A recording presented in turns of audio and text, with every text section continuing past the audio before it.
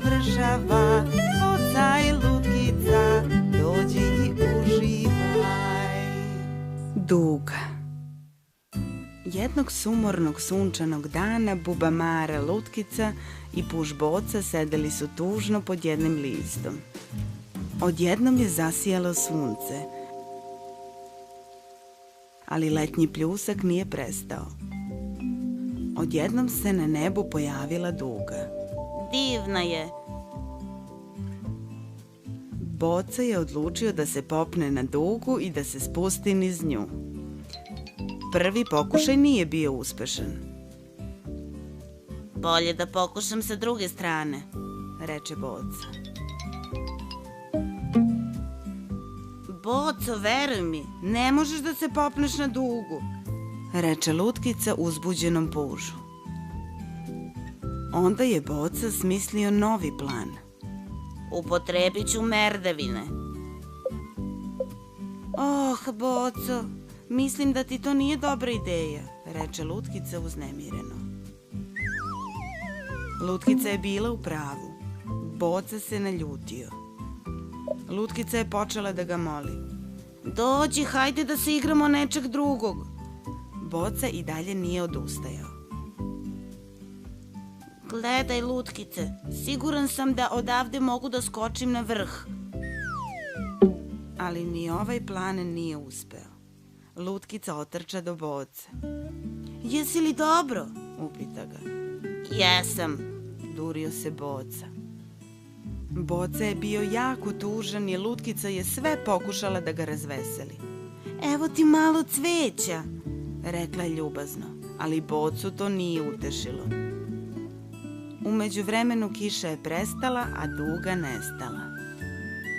Krenuli su kući ruku pod ruku.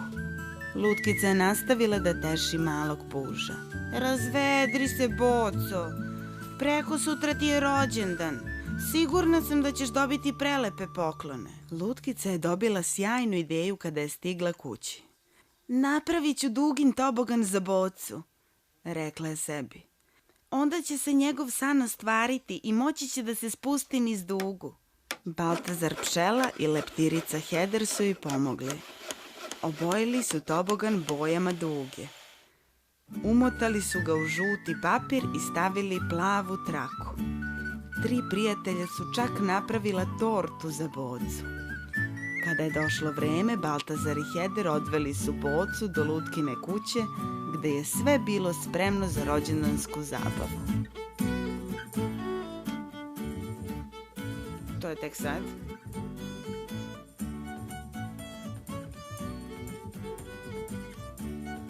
A evo tvog poklona, povikao je Baltazar.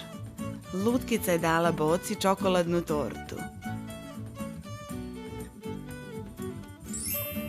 Prava Duga.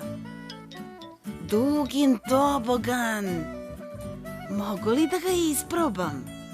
Naravno, odgovorila je Lutkica.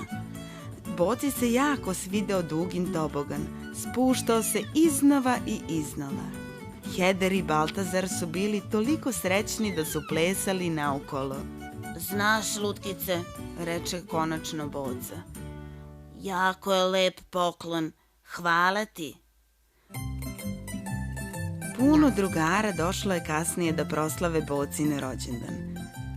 Tu je bio skakavac Skočka, krompirova zlatica Edi, vilinski konjic Zefir, pa čak i Jelena Kvendal.